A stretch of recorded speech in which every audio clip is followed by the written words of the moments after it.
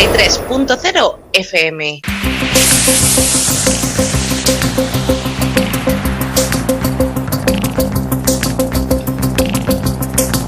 En la frontera del tiempo. Un espacio de ciencia, naturaleza y tecnología. 93.0.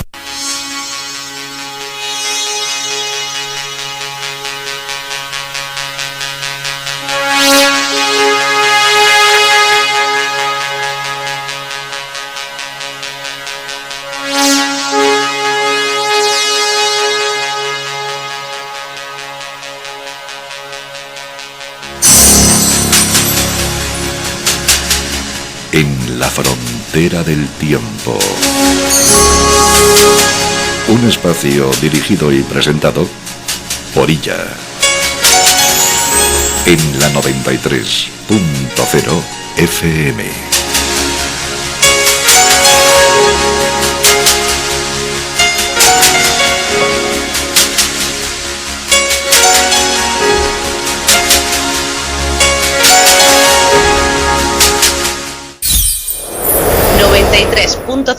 FM. Atlántida.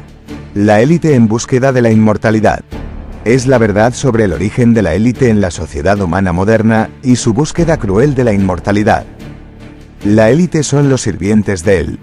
La historia de la Atlántida, la civilización altamente desarrollada antediluviana. Ella está mencionada en el patrimonio literario mundial de Sumeria, Babilonia, Hélade, así como en los mitos de diferentes pueblos del mundo. Es una película que se mostró en el marco del programa De un ateo a la santidad en Alatra TV. Un documental en el que se revela por primera vez la verdadera historia de la humanidad. La historia alternativa. Tecnologías altamente desarrolladas, las armas climáticas, la lucha por el poder, la guerra nuclear de la antigüedad, tecnologías únicas para prolongar la vida más allá del límite de la especie, los megalitos, la inmortalidad en el cuerpo para los elegidos. Los hechos y las pruebas. Atlántida. La élite en búsqueda de la inmortalidad. Capítulo 1.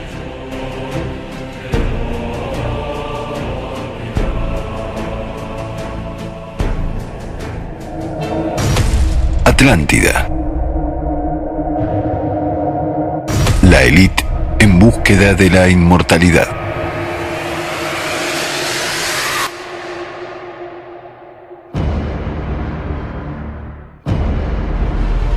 ¿Existieron civilizaciones altamente desarrolladas más que ahora? ¿Existió Atlántida? La existencia de un país insular, donde el dios humanoide reinaba, rodeado de sus hijos, la asamblea de dioses, que gobernaban a la gente. Poseían las maravillas tecnológicas, los misteriosos objetos mágicos. Tenían armas climáticas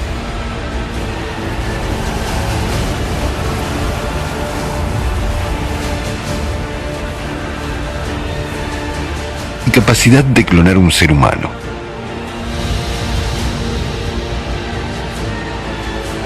Las tecnologías médicas de la prolongación de la vida biológica del hombre más allá de los límites de la especie, es decir, la posibilidad del incremento de la vida a largo plazo, o así llamada inmortalidad en el cuerpo para los elegidos. Esta clase de información se menciona en las antiguas leyendas de los diferentes pueblos del mundo.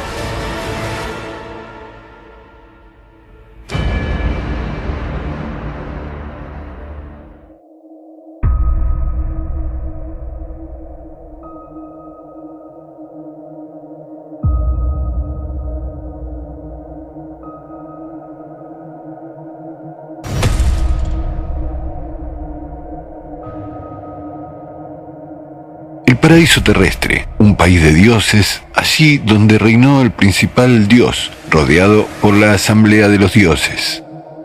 Las leyendas sobre la civilización antediluviana superdesarrollada, que estaba ubicada en el lejano oeste en una gran isla rodeada de aguas, un país que poderosamente extendió su influencia por todo el mundo alguna vez. un país donde él ejercía el poder absoluto con el séquito de sus sirvientes elegidos, la élite, dotando a sus hijos de poder sobre diferentes pueblos. Son pertenecientes a la antigüedad profunda. Los pueblos de Oriente y de Occidente que vivieron hace unos miles de años aún conservan estas leyendas. Cada pueblo llamaba a este país insular a su manera. Por ejemplo, en las antiguas narraciones sumerias, es la dichosa isla de Tilmun, el país de los vivos, donde no había enfermedades ni muertes. El lugar donde habitaron los dioses fue la escena de la acción de los mitos sumerios más antiguos sobre los dioses Enlil, Enki, Ninhursag, y donde aparece el nombre de Utnapishtim, quien se salvó del gran diluvio. Estas leyendas son reflejadas en la épica sumeria sobre el héroe Gilgamesh. También aparecen en el poema babilónico Enuma Elish. Precisamente de estas leyendas, mucho más tarde, muchos siglos después, fueron tomadas por los sacerdotes hebreos las historias sobre el Edén o el paraíso, sobre el fruto prohibido, sobre el exilio del paraíso, el gran diluvio y mucho más. En la mitología celta se trata de una isla de los bienaventurados, Avalón, situada en las lejanas islas occidentales. Sus símbolos, la torre o el palacio de cristal, las manzanas milagrosas que otorgan la inmortalidad, etc. La palabra Avalón originalmente se refiere a un nombre propio de la genealogía galesa, el ancestro mítico de las más antiguas dinastías de Gran Bretaña. En la mitología china es el paraíso de los inmortales Xi'an. Él se encuentra sobre 3 montañas sagradas, Penglai, Fangshan y Jingzhou, que flotan en el mar océano. Se menciona que las personas inmortales Xi'an vuelan por las nubes montando los dragones. Tienen un jardín de la diosa, Si Guangmu, donde crecen los melocotones de la inmortalidad, Pantao. Se sabe que en las leyendas el hombre inmortal Xi'an muy a menudo tiene el aspecto de un anciano con la barba blanca y se le retrata con ciertos atributos propios de la inmortalidad. Y en la mitología de los helenos, es decir, de los antiguos griegos, este país fue llamado Elysium, las islas de los bienaventurados, Atlántida, helenos sobre Atlántida. Atlantis o Atlántida es así como se le llamó por primera vez entre los helenos a ese país insular altamente desarrollado, ubicado en el Océano Atlántico y narrado en detalle por el antiguo filósofo helénico Platón en sus diálogos Timeo y Critias. Platón era el descendiente del legislador ateniense del siglo VI a.C., el arconte Solón, que fue llamado el más sabio de los 7 sabios, el país Hélade, conocido ahora como la antigua Grecia. Según Platón, el gran secreto sobre que la historia de los desastres naturales se repite y la civilización actual no es la primera, le contaron al arconte Solón los sacerdotes egipcios durante sus viajes por Egipto. A propósito, según la leyenda de los helenos, el linaje de Solón es de ascendencia directa al dios de los mares Poseidón, que, como se considera, fundó Atlántida y la pobló con sus hijos. Como cuenta la antigua leyenda griega, Atlántida era un país insular grande que estaba situado al oeste de los Pilares de Hércules, enfrente de las montañas de Atlante. Otras fuentes antiguas informan sobre la tierra del titán Atlante. Los atlantes emprendían guerras y extendían su poder mucho más allá de las fronteras de su estado. La sociedad de los atlantes estaba en la etapa de descomposición. Egoísmo, poder, lujo, ambición y depravación moral. Según la leyenda, como castigo, los dioses les enviaron el brutal terremoto y el diluvio.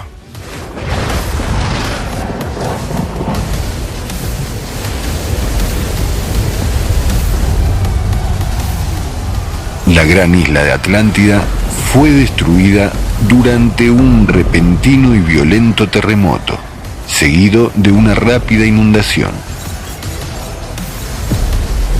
Fue inundada por las aguas del océano en un solo día y una noche desastrosa.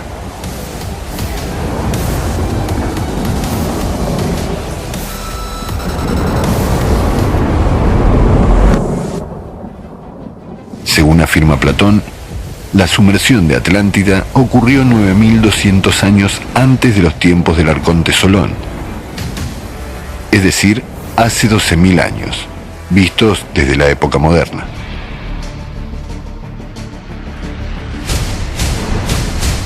Hoy en día hay bastante material científico y opiniones de los especialistas en oceanografía, geología, geotectónica y en otros campos de la ciencia.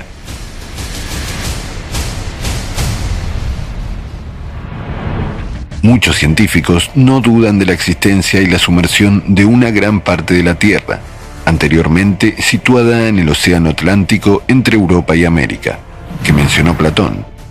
Pero a muchos en este relato sorprendía el mismo hecho de la inmersión rápida de la Tierra durante un solo día. Sin embargo, el brusco cambio global del clima en la Tierra que se observa a lo largo de los últimos 2 años indica que en el mundo actual cualquier día para la civilización consumidora puede convertirse en el último. Como dijo Igor Mikhailovich Danilov, exactamente las personas, con su elección a quién servir, al diablo o a Dios, aproximan o alejan el fin del mundo. De las personas depende mucho. Algunos dudan de que es posible el fin del mundo, pero al día de hoy dudarlo puede solo un necio o aquel que no ve lo que ocurre tras la ventana.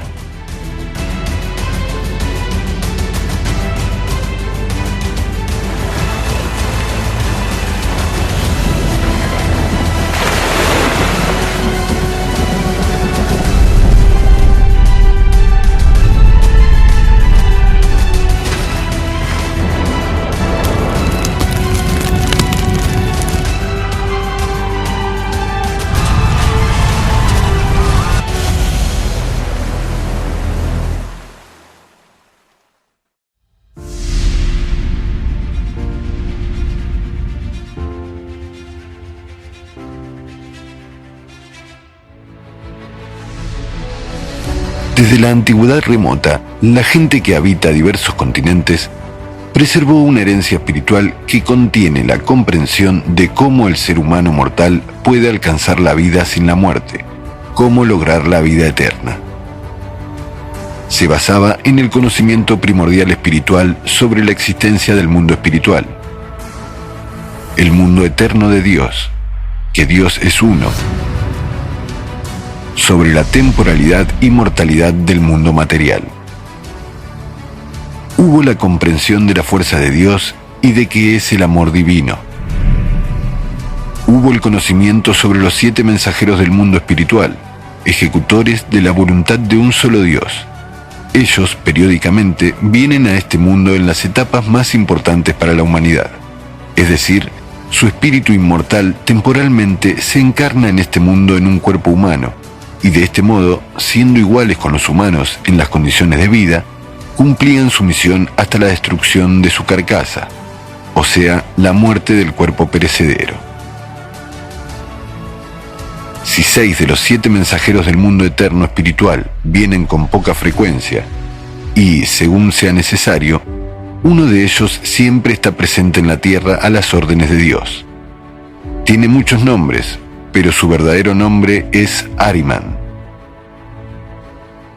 En el sentido moderno, es como un programador que creó un programa que constituye lo que la gente llamaba en los tiempos diferentes el diablo, Satanás, Iblis o bien simplemente un sistema inteligente.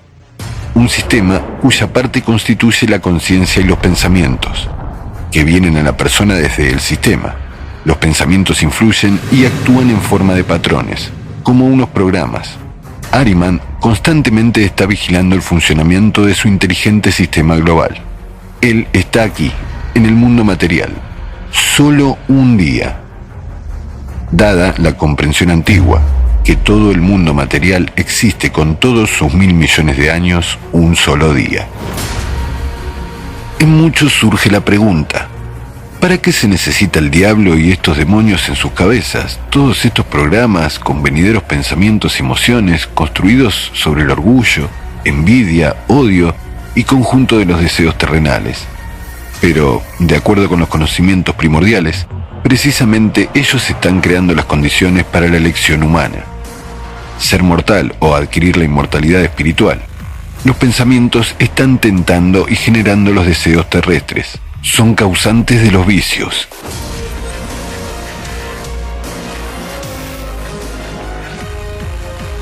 Del ansia de poseer el poder y los atributos muertos del mundo material.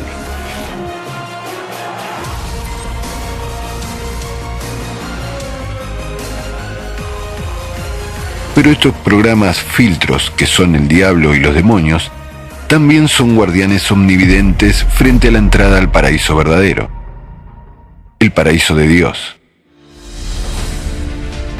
El mundo espiritual es el mundo donde no existe materia. Es el mundo donde la forma de existencia es distinta y se interpreta en el entendimiento humano como el amor de Dios.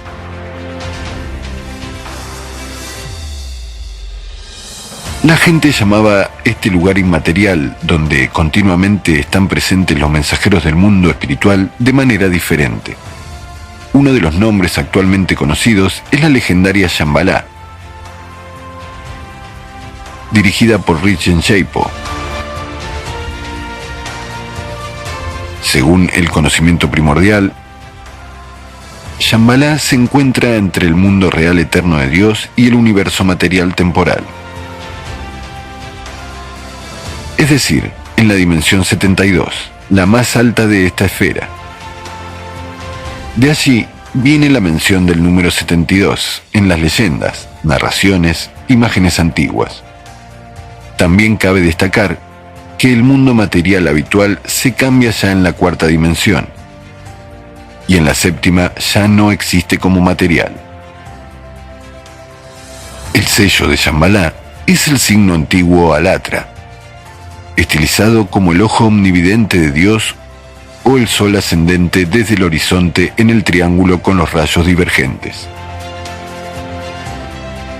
Por el sello de Shambhala, como el signo, se marcaba el territorio o lugar de interés de Shambhala. Similares insignias llevaban los representantes de Shambhala, cuando se encarnaban temporalmente en este mundo, así como aquellos de entre la gente decente que les ayudaban. Tanto antes como ahora, existen muchas leyendas sobre Shambhala que están entrelazadas con la leyenda sobre el monte mundial cósmico. En las leyendas se trataba de forma asociativa que en la cumbre de este monte mítico moran los dioses inmortales. Este concepto está relacionado con un lugar inmaterial, que está fuera de la tridimensionalidad, que pueden visitar espiritualmente los llamados santos. Esto tiene que ver con los procesos de una gran transformación espiritual en una persona, de un ser mortal a uno inmortal, y no tiene nada que ver con la materia como tal. Es decir, tanto con cuerpo humano, físico, como cualquier lugar material en la Tierra. Poseyendo estos entendimientos, es fácil separar el grano de la paja.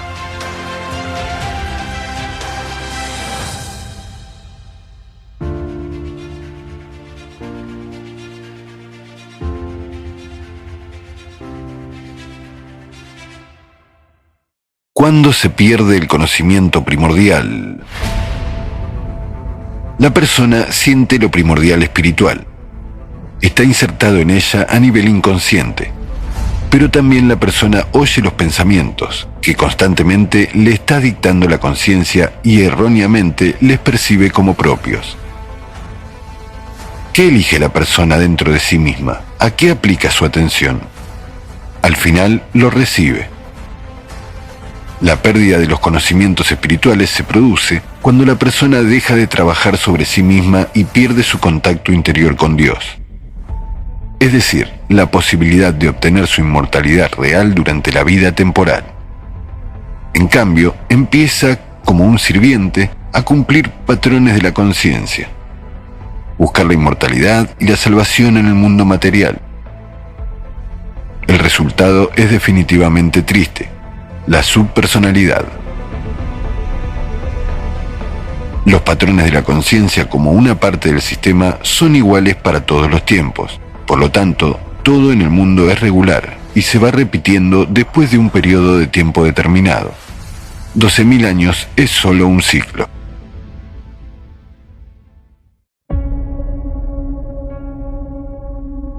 ¿Qué ocurrió en Atlántida?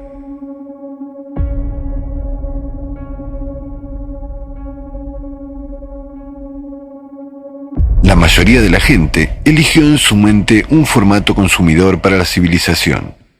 La aspiración por lograr la inmortalidad en el cuerpo se convirtió en una idea dominante. La conciencia empezó activamente a distorsionar y sustituir el conocimiento primordial espiritual por los patrones beneficiosos para el sistema. Así nacieron las religiones antiguas, donde la acción espiritual en el interior de una persona se reemplazaba por un espectáculo exterior y la satisfacción de los deseos terrenales. Atlántida es un ejemplo de ello. Así, como consecuencia de la pérdida del conocimiento primordial, la gente en las leyendas empezó a llamar como dioses a los 7 mensajeros del mundo espiritual. Esta idea errónea de la mayoría fue aprovechada para sus intereses terrestres por las personas mortales comunes, quienes, habiendo alcanzado el poder, recurrieron a los últimos avances de la ciencia, el descubrimiento de prolongación de la vida humana más allá del límite de la especie. Se llamaron a sí mismos los inmortales legendarios, aunque no dejaban de ser unas personas corrientes, mortales, que simplemente aumentaron el término de su vida. Un hombre ordinario mortal llamado El se declaró a sí mismo el Dios Supremo. Se apropió de nombres y epítetos tomados de las leyendas de uno de los 7 mensajeros del mundo espiritual, que siempre estaba en la tierra, de Ahriman. Luego designó como dioses primero a sus cercanos y después a sus hijos, concediéndoles los nombres de los mensajeros legendarios del mundo espiritual. Y para que la gente creyera tanto en él como en sus asociados y apoyara su poder, él y sus sirvientes, la élite, crearon Elysium, en una isla con un clima desfavorable y una montaña no muy alta, parecida a las descripciones del Monte Mundial. Como resultado, pasadas unas generaciones bajo su poder, la gente ya no pudo distinguir dónde está la verdad y dónde la ficción. De lo sagrado ya no quedó nada. La sociedad se degradó. La salvación del cuerpo se hizo el objetivo de la vida humana. Y el concepto de un solo Dios se convirtió en la veneración de una imagen material, del hombre mortal con barba, sentado en el trono. A la persona mortal solo le parece que su poder terrestre es infinito. Es solo una ilusión, creada por el mismo sistema en su conciencia. En realidad, se convierte en un esclavo manipulado. Aquel pensamiento que el sistema le imponga será lo que cumplirá sumisamente. Los descendientes de los que lograron sobrevivir después de la destrucción de Atlántida, esconderse de la venganza y perdurar los tiempos posteriores de nueva formación espiritual de la humanidad, se hicieron los guardianes de la herencia ideológica de Atlántida. Cuando comenzó la época de patriarcado, empezaron activamente a propagar las ideas de omnipoder y esforzarse por la implementación de estas y por el establecimiento de un nuevo orden mundial, planificando los siglos por delante.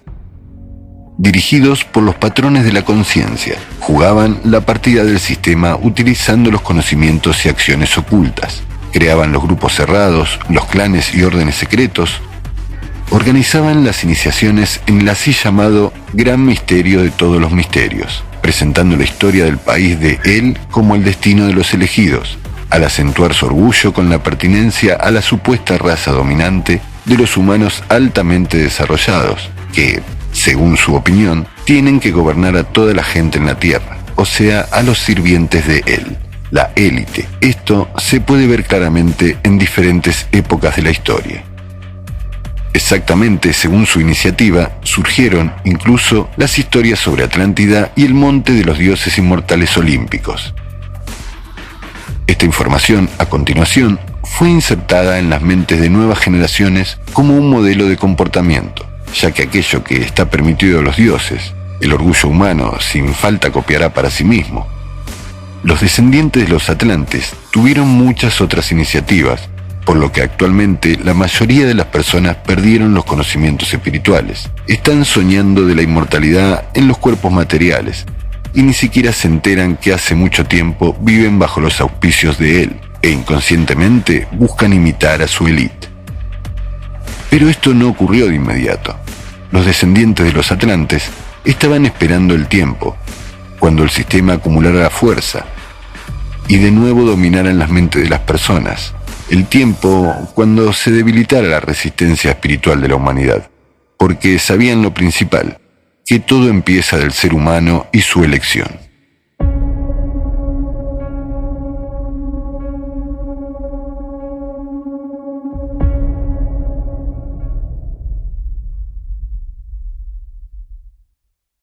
¿Cómo fue eso? Cuando llegó la época del patriarcado, los sacerdotes y los líderes beligerantes usurparon el poder. Así aparecieron muchos dioses que poseían las pasiones humanas y sedientos de sangre. Dioses que se representaban en los cuerpos humanos con los símbolos del poder y los atributos de la inmortalidad.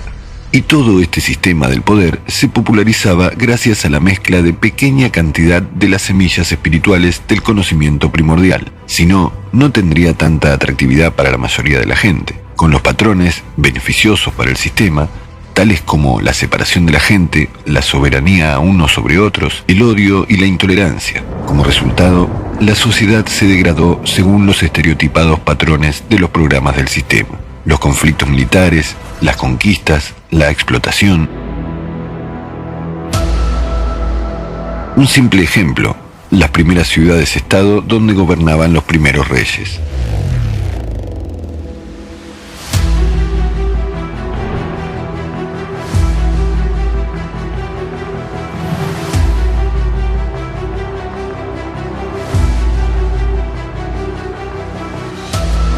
¿Habéis reflexionado alguna vez por qué en los manuales escolares y universitarios de diferentes países del mundo la historia comienza desde el cuarto a tercer milenio antes de Cristo en las ciudades antiguas de Mesopotamia y Egipto? Y luego, como regla, siguen Antigua India, China, Hélade, Antigua Grecia. ¿Por qué la atención de las nuevas generaciones intencionalmente se concentra precisamente en esta región del Medio Oriente y justamente en el mencionado periodo de tiempo?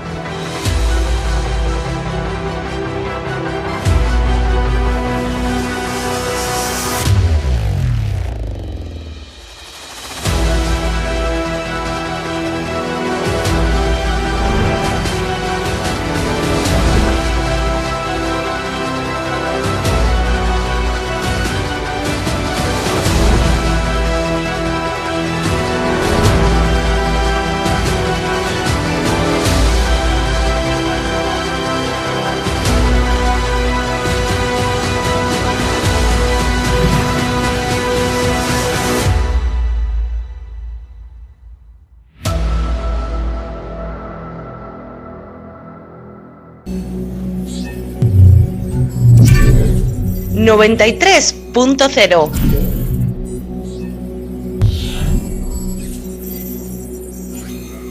93.0 FM.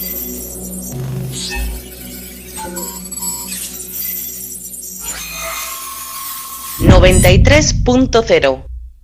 ¿Por iniciativa de quién? O, más preciso, ¿quién es el patrocinador de la dominación de tal opinión en esta ciencia aproximada de las adivinaciones de fechas y hechos?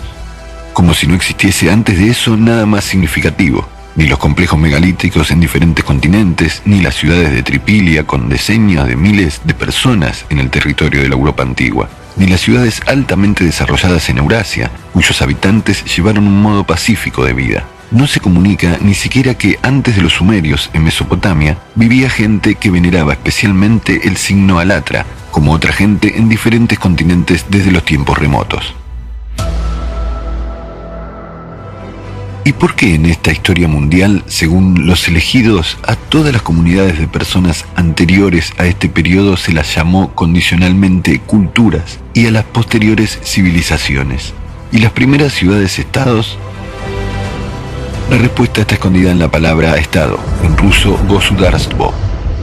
Como consecuencia de préstamos de otros idiomas y las traducciones, encontramos tales significados: señoría, gospodstov, señor, gospodín, el poder, cabeza de la familia.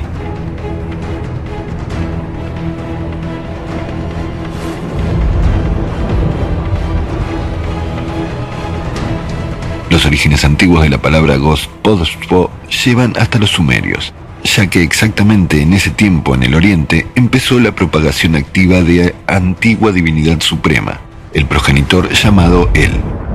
La historia de su establecimiento, la lucha por el poder con dioses antiguos y la derrota de estos, y cómo sus hijos y el conjunto de dioses gobernaron a los pueblos bajo su gerencia. Teniendo en cuenta que el poder de la religión era el dominante entre los sumerios, promoviendo la asamblea de dioses encabezado por un dios principal, se hace evidente de qué familia de dioses fue copiado el ejemplo de gobierno de los pueblos, el reino de la mente. ¿Cómo comenzó la historia de la llamada civilización de un pueblo que llegó al fértil valle de la Mesopotamia? De la distribución del excedente y la burocracia. Los primeros textos pictográficos fueron los documentos de contabilidad, las listas de economía, los repertorios. Hablando de manera más simple, la época de matriarcado fue comida por la rutina cotidiana, así como la ansia del poder del patriarcado. Esto le pasa también a la persona, que dentro de sí misma pierde el vínculo espiritual con Dios. En ella empieza a prevalecer la dictadura de la conciencia. Empieza a prestar exagerada atención a su arreglo cotidiano en la tridimensionalidad, perjudicando a la vez su desarrollo espiritual. Y con el dominio del reino de la mente, todo está bajo los patrones, sea en la familia o en la comunidad. La determinación de un enemigo exterior, el anhelo por conquistar los territorios vecinales, la explotación de los demás, la lucha por el poder. ¿A dónde lleva esto? ¿Acaso el país Sumeria fue el país de las personas libres? Sumeria, al final del tercer milenio a.C., fue el país que constantemente liberaba las guerras de conquista, el país de los mercenarios, los esclavos comprados o captados en la guerra, el país de los esclavos deudores, que vendían a los miembros de sus familias y a sí mismos en la esclavitud, el país que vivía de acuerdo con el cañón de las leyes de los reyes, que se proclamaron los virreyes de los dioses, el país de las 30 piezas de plata, donde la vida humana estuvo representada en la medida del precio de un artículo, que entonces era la plata.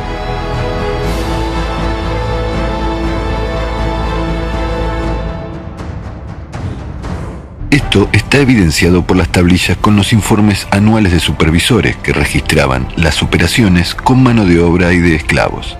Y este reino de la mente de los esclavos y los sirvientes de Dios en Lil extendía sus tentáculos en Siria, Asia Menor y en Elam. Los extraños con la historia sobre él. Etnónimo, o sea, el título Los Sumerios es una abstracción científica, no es un autonombramiento del pueblo. Este título simplemente utilizaron para indicar al pueblo que vino a las tierras fértiles de Mesopotamia. En la herencia literaria común de antigua Mesopotamia, que llegó a través de las tabletas cuneiformes de los sumerios, y luego de los acadios, que tomaron su legado. Más tarde, en escrituras de sacerdotes de Babilonia, se narra ante todo sobre la historia del establecimiento de un poder que repite la historia antediluviana, sobre el poder absoluto del longevo El y su élite. A él ya se le asignan las cualidades del dios Enlil, el acadio Elil, que luego se convirtió en uno de los principales dioses del panteón sumerio acadio. Además, aquí se pueden encontrar ecos de las viejas leyendas derivadas del conocimiento primordial sobre los 7 dioses, entre los cuales estuvo también Enlil, uno de los nombres de Arimán, y sobre que Enlil fue el segundo después del dios celestial llamado Anu, y su representante constante en la tierra. Pero en las leyendas sumerias, a Enlil, uno de los 7 dioses, se le atribuye también la historia antediluviana del autócrata mundial El. Los epítetos principales de Enlil son la gran montaña, el señor de todos los países, el señor que determina los destinos, el Señor cuyas palabras son inmutables, también el Padre de los dioses. Hasta hubo tal expresión, Enlil de todos los dioses, Enlilia sobre los dioses. El término Enlilia significa la señoría. En el himno sumerio, Enlil por todas partes, donde se elogia a Enlil, se enumeran sus epítetos y actos de dioses. Este texto de culto, diseñado para incrementar las emociones colectivas, tiene tales palabras: sin Enlil, la roca poderosa, ninguna ciudad es construida, ni un pueblo es establecido. No hay establo construido, ni corral tendido. No se eleva ningún caudillo, ni nace ningún sacerdote. El siervo del templo no es elegido por oráculo. No hay comandantes de tropas.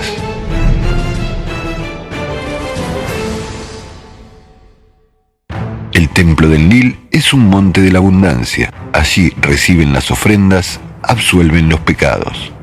Enlil, al pastor que escogerás, al elegido que elevarás en el país a su mano, el país bajo sus pies.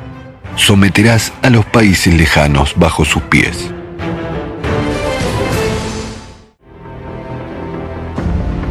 Un ejemplo indicativo: una de las primeras ciudades antiguas de Mesopotamia, Eridu, fue llamada la ciudad de los primeros reyes. Según las leyendas, su patrono es el dios Enki, el hijo de Enlil. Actúa como un fundador del orden mundial en la Tierra. La ciudad es gobernada por el hijo del mismo Enki, el hombre llamado Adapa, que fue mitad dios, mitad humano héroe. Se consideraba que precisamente Adapa trajo a la ciudad la civilización desde la isla Dilmun, o sea, de la isla de los inmortales. A propósito, Adapa en la mitología acadia es uno de los 7 sabios. Una historia semejante sobre los 7 sabios hubo mucho más tarde en la antigua Grecia, Hélade, donde Solón también fue llamado uno de los 7 sabios.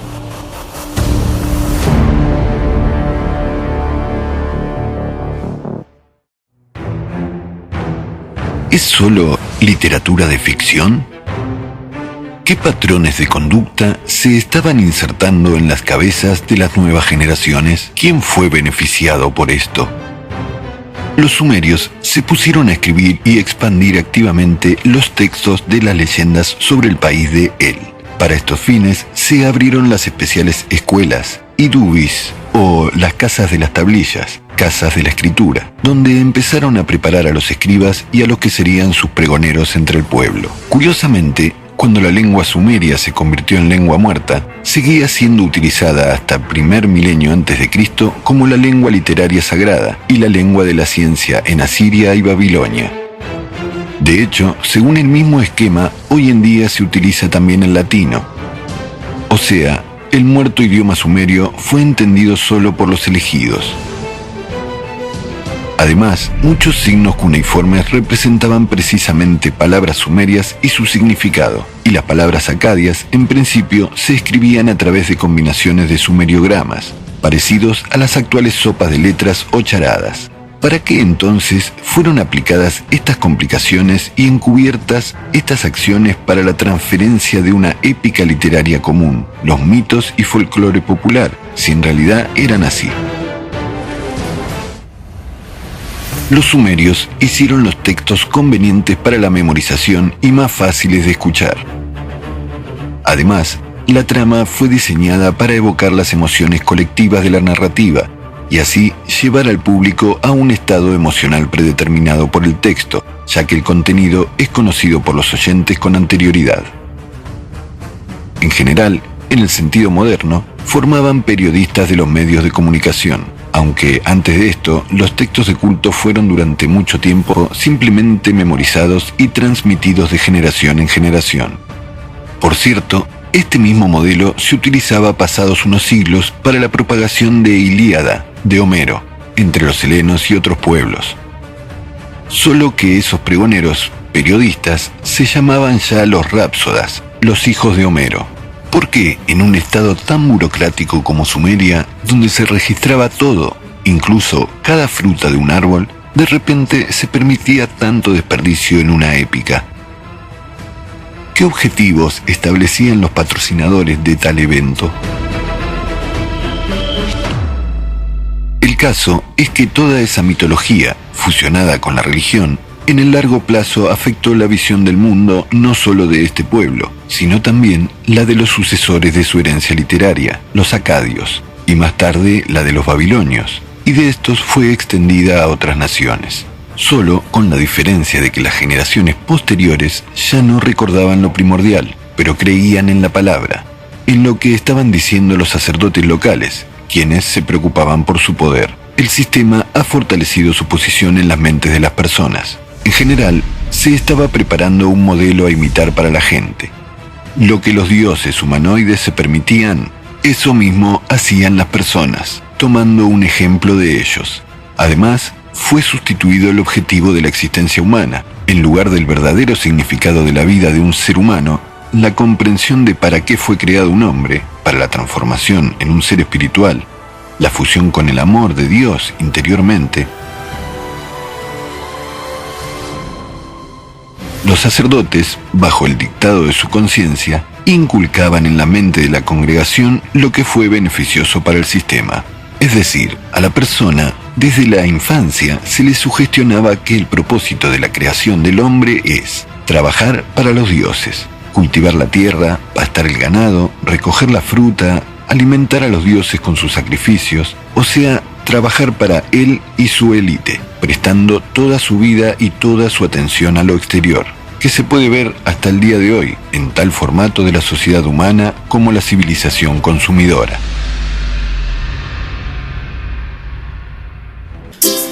Atención, ha llegado un nuevo concepto de publicidad, promociones o empresa por banners digitales, fijos, giratorios o video banner a través de www.la93fm.com. Comercios autónomos, pymes, micropymes promocionen sus productos o sus servicios al público desde la93fm.com. Cada 24 horas se verá 1800 veces. Cada 24 horas se verá 1800 veces. Atención, oferta de lanzamiento. Por solo el primer mes, 125 euros y el resto a 75 euros al mes. Mínima contratación de 6 meses. La cosmovisión. La literatura de Sumeria y Babilonia. ¿Qué se ocultaba en el modelo a seguir? El orgullo, asesinato, embriaguez, engaño, venganza, vanidad, egoísmo, traición, amor humano con la ayuda de la brujería. En general, todas las pautas de los patrones del sistema en la mente de las personas. Separación de personas, como en el país de él. Ideología del sistema, divide y vencerás. Asimismo, como en el país de él, y de esto se contará en detalle más adelante en la historia sobre los dioses del Olimpo, en las leyendas de los sacerdotes de la antigua Mesopotamia se dividía a las personas en dioses, héroes y salvajes, y considerando como los descendientes de los atlantes, los arcontes, han replicado estas imágenes en la mente de las personas durante siglos, luchando por una sola potencia mundial. Esto puede observarse incluso ahora en la sociedad mundial moderna.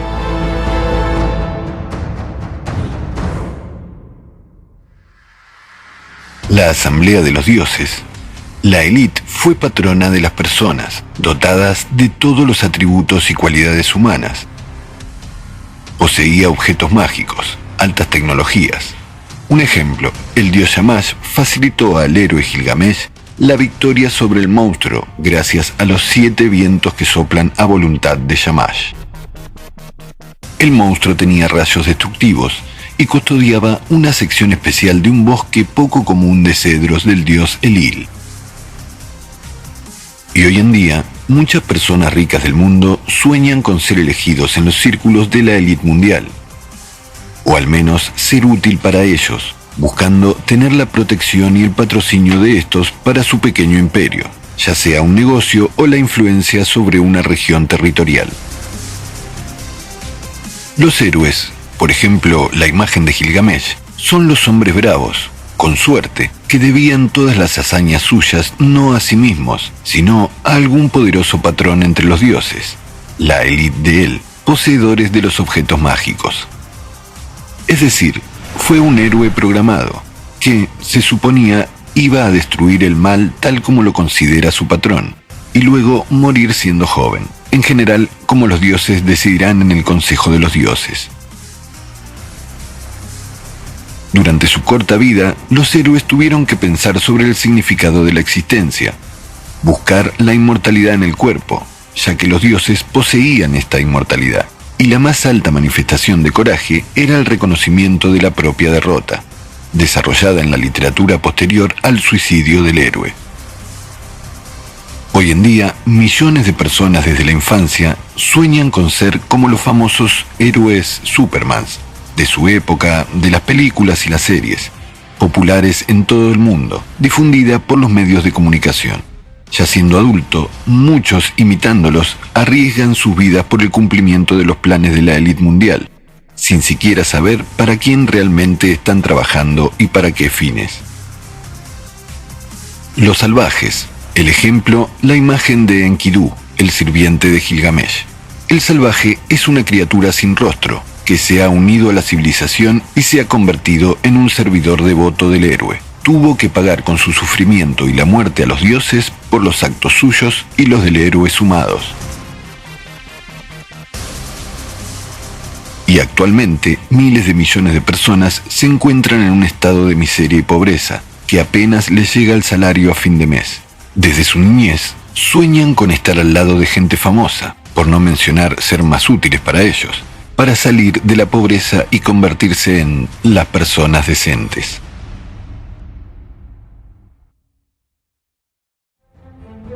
La idea fija, la inmortalidad en el cuerpo. El sueño de inmortalidad del sistema.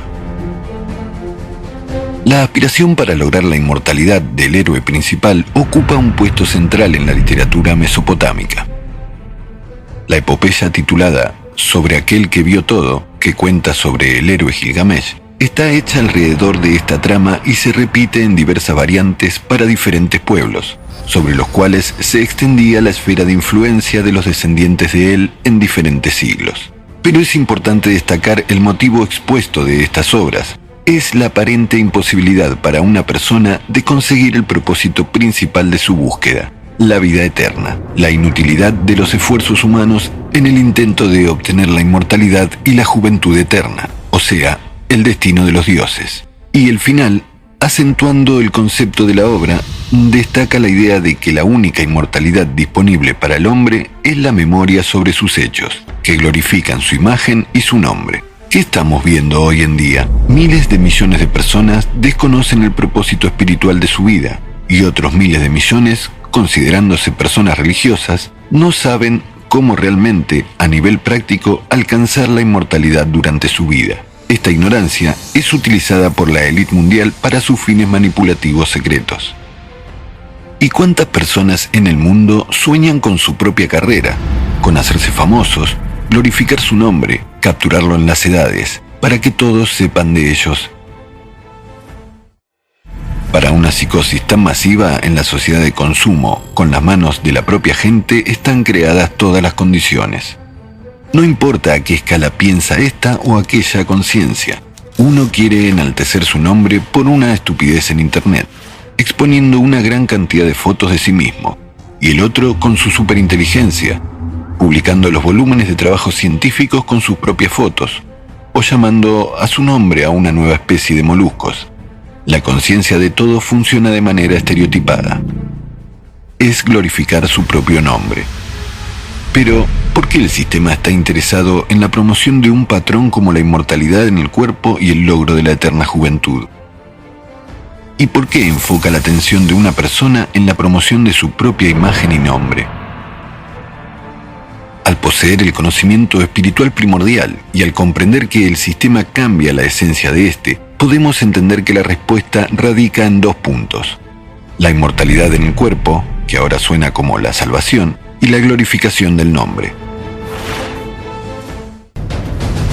De acuerdo con el conocimiento espiritual primordial, cualquier persona puede alcanzar la inmortalidad durante la existencia temporal de su cuerpo.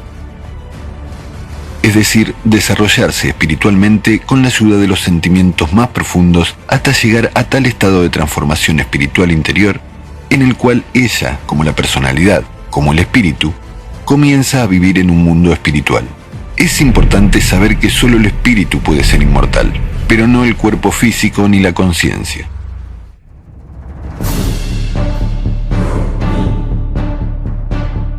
Pero la conciencia no entiende esto. Para ella, Dios es una imagen material. La conciencia no sabe cómo sentir profundamente, solo puede hablar, pensar o emocionar. ¿Y qué entiende la conciencia? Solo entiende lo que el sistema entiende. En el concepto del sistema, la inmortalidad del cuerpo es la prolongación de la vida más allá del límite de la especie. Esto es un aumento en los términos de la vida propia, aunque el sistema entiende su finitud. Después de todo, su término está predeterminado como el de un programa ordinario. Entonces, la promesa de la inmortalidad en el cuerpo físico es su truco estereotipado, demostrado por milenios, una ilusión. Y viviéndola, las personas, sin pensarlo, están desperdiciando las fuerzas reales de su atención en el alimento para el sistema. Y la glorificación del propio nombre y la imagen en los siglos también es beneficiosa para el sistema. De esta manera, él está creando las subpersonalidades que también son alimento para el sistema, estando muertas entre los vivos. Enuma Elish. Hoy en día, para los estudiosos de la Biblia, no es ningún secreto que gran parte de ella fue tomada por sacerdotes hebreos de los textos sagrados, no solo del antiguo Egipto, sino de Babilonia. La escritura sagrada sobre la creación del mundo, Enuma Elish, era esencialmente la Biblia de Babilonia, y los sacerdotes de Babilonia, a su vez, obtuvieron estos textos de los sacerdotes acadios, y los acadios tomaron sus escrituras sagradas como lógicas sobre el origen del mundo y de la gobernación de los dioses de un pueblo aún más antiguo, los sumerios. ¿Cuál de los dioses de la asamblea era el dios más poderoso? Dependía de la hegemonía política de los sacerdotes en esta o aquella ciudad o país. De hecho, tuvo lugar una lucha para conseguir que precisamente su dios fuese el que reciba el epíteto en Lilia sobre los dioses. Los nombres de los dioses principales y los héroes se cambiaron, pero la esencia de todos modos permanecía igual, que es la historia de la toma de poder y el dominio completo de él y su élite sobre las personas.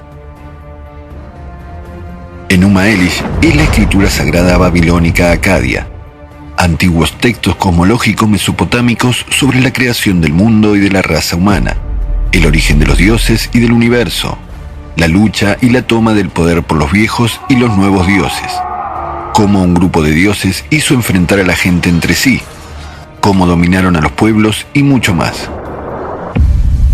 En las narrativas de Babilonia se hace hincapié en que la causa de las calamidades que está pasando el pueblo no es el castigo por los pecados de la gente, sino la ira de los dioses, su deseo de reducir el número de la humanidad creciente que molesta a estos con su ruido.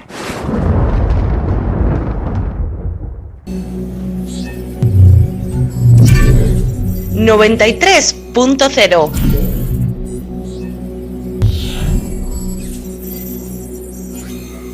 93.0 FM.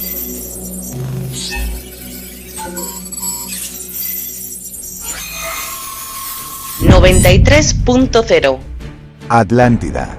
La élite en búsqueda de la inmortalidad. Es la verdad sobre el origen de la élite en la sociedad humana moderna y su búsqueda cruel de la inmortalidad. La élite son los sirvientes de él.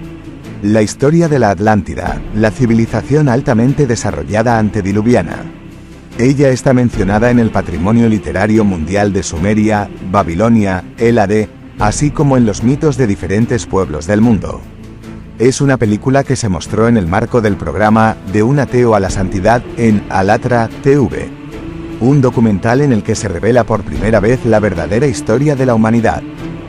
La historia alternativa.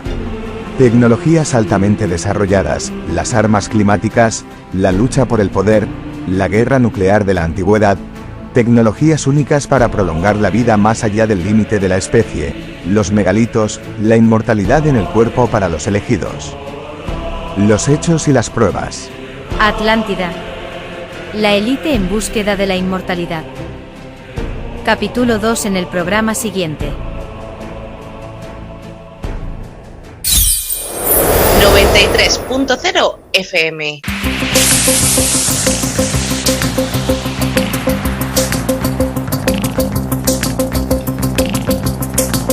En la frontera frontera del tiempo. Un espacio de ciencia, naturaleza y tecnología del futuro. De lunes a viernes, de 9 a 10 de la noche, a través de la 93.0 de su frecuencia modulada en cadena.